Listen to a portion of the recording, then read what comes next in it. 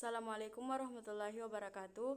Perkenalkan, kami dari kelompok 9 akan mempresentasikan materi tujuan negara. Perkenalkan, nama saya Siti Mujaidah Muhtar dengan NIM 040202104443. Perkenalkan, nama saya Nur Leli, NIM 040220210510. Perkenalkan, saya Snafitrani Muslimin dengan NIM 0402021055. Baiklah, saya akan menjelaskan isi dan ajaran teori tujuan negara menurut Sang Yang. Lord Sang, atau yang juga dikenal dengan Sang Yang, merupakan pemikir Tiongkok yang hidup sekitar abad ketiga hingga abad keempat. Sang Yang juga merupakan seorang Perdana Menteri Tiongkok yang berasal dari sebuah daerah yang bernama Yang. Oleh karena itu, teori yang dikemukakannya juga disebut dengan teori Sang Yang. Buku hasil karyanya yang terkenal dalam bahasa Inggris dinamakan A Classic of the Chinese School of Law. Pendapat-pendapat dari Lord Sang itu dipaparkan oleh Profesor Denny Vendag dalam bukunya yang bernama Book Lord of Sang. Menurut Lord Sang, tujuan utama dari negara adalah satu pemerintahan yang berkuasa penuh terhadap rakyat dengan jalan melemahkan dan membodohkan rakyat. Teori ini didasarkan atas pendapat bahwa menurut Lord Sang, pada setiap negara selalu terdapat dua subjek yang saling berhadapan dan saling bertentangan, yaitu pemerintah dan rakyat. Artinya, kalau rakyat yang kuat, kaya dan pintar, maka negara akan lemah. Sedangkan sebaliknya, bila rakyat lemah, bodoh, dan miskin, negara akan kuat. Dia menyatakan bahwa dalam bahasa asing, a weak people means a strong state, and a strong state means a weak people. Therefore, a country which has the right way, a conquered with weak people. Rakyat lemah berarti negara kuat, dan negara kuat berarti rakyat lemah. Dari itu, negara mempunyai tujuan yang betul. Hendaklah bertindak melemahkan rakyat. Tujuan ini hanya bisa dicapai dengan hanya menyiapkan militer yang kuat, berdisiplin, dan bersedia menghadapi segala kemungkinan.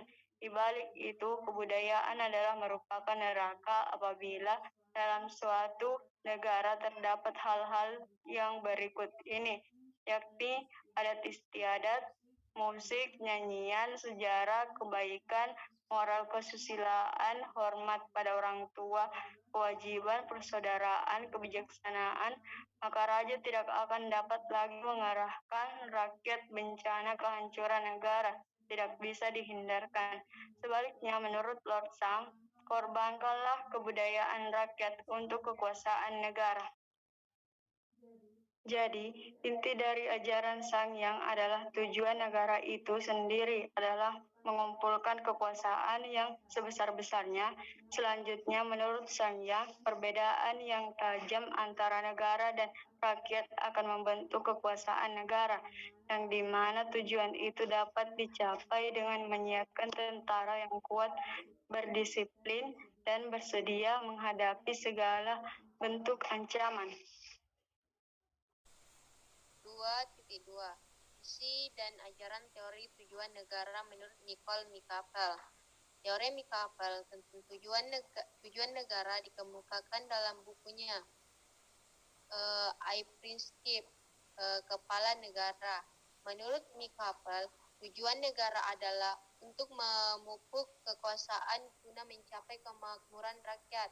Pemerintah atau raja sebagai teknik memupuk dan menggunakan kekuasaan.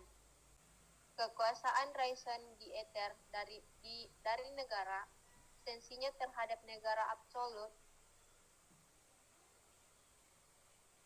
suatu hal yang mutlak.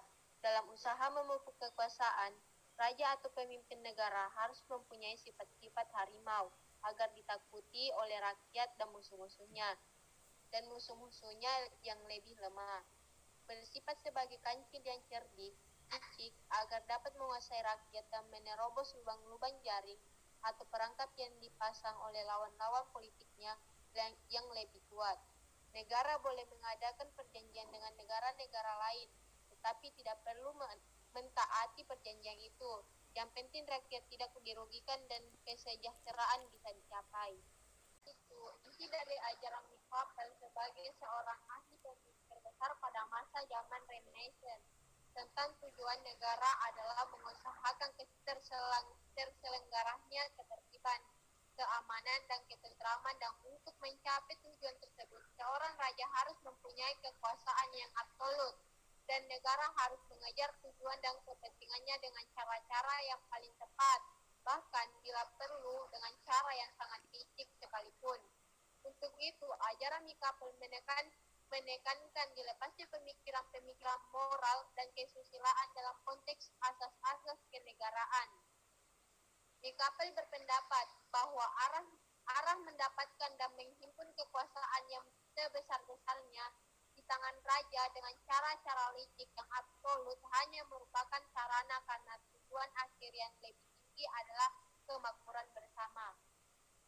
Tentang kenapa Michael memisahkan antara asas moral kesusilaan dan asas kenegaraan adalah karena menurutnya moral dan kesusilaan adalah dasolen atau sesuatu yang diharapkan, sedangkan kenegaraan adalah dasein atau sesuatu kenyataan. Menurutnya lagi, antara dasolen dan dasein adalah selalu berbeda. Karena antara harapan dan kenyataan dalam kehidupan yang sebenarnya terdapat perbedaan besar, atau dengan kata lain, antara sesuatu yang dikatakan tidak selalu sama dengan apa yang diperbuatnya. Walaupun demikian, dalam pandangan Michael terdapat pro dan kontra dari ahli pemikir negara yang lain. Misalnya Van Kemit, ia mengatakan bahwa ajaran Michael bukan kurang tepat menggambarkan kenyataan dan telah menentukan cara bertindak yang salah. Akan tetapi, Michael telah menolak ajaran yang oleh zaman pertengahan dianjurkan pada umat manusia sebagai cita-cita dan pedoman. Dengan ajarannya, Michael telah melukai perasaan kesusilaan yang tinggi dari banyak orang. Pendapat berbeda lainnya dari pemikiran Van Moll, Erkin, dan Michael yang mengatakan bahwa perlu ada penafsiran dan alam pemikiran yang berbeda tentang ajaran Michael. Sebab Michael menghendaki hal yang baik, bukan yang jahat. Pendapat berbeda lainnya dari pemikir Van Moll, Ranke, dan McCaullian mengatakan bahwa perlu ada penafsiran dan alam pemikiran yang berbeda tentang ajaran sesungguhnya. Kejahatan yang ada dalam seorang raja hanyalah alat atau sarana dan bukan tujuan. Tujuan yang sesungguhnya adalah kebaikan dan kemakmuran bersama, bukan tujuan. Tujuan yang sesungguhnya adalah kebaikan dan kemakmuran bersama. Isi dan ajaran teori tujuan negara menurut Dante Alighieri. Dante adalah seorang ahli filsafat atau filosof dan penyair. Hidup antara tahun 1265 sampai 1321, kelahiran kota Florence di Italia. Sebagai penyair, ia juga mempunyai pengaruh politik di negaranya. Dante seorang anti-paus dan berpendirian paus, hanya berdaulat dalam bidang kerohanian saja. Sekalipun demikian, bahwa negara juga bertugas menganjurkan keagamaan. Teori Dante mengenai tujuan negara ditulis dalam bukunya yang berjudul De Monarchia, di mana dikatakan bahwa tujuan negara adalah menciptakan perdamaian dunia dengan jalan menciptakan undang-undang yang seragam bagi seluruh umat manusia. Kekuasaan sebaliknya berada di tangan raja atau berpusat di tangan raja atau Kaisar, supaya perdamaian dan keamanan terjamin. Menurut Dante, perlu dihindari setiap peperangan dan perpecahan guna memperoleh ketentraman, dan secara tersirat sesungguhnya tujuan negara bagi Dante adalah menciptakan kerajaan dunia atau World Imperium. Inti dari ajaran Dante, tujuan negara adalah menciptakan perdamaian dunia.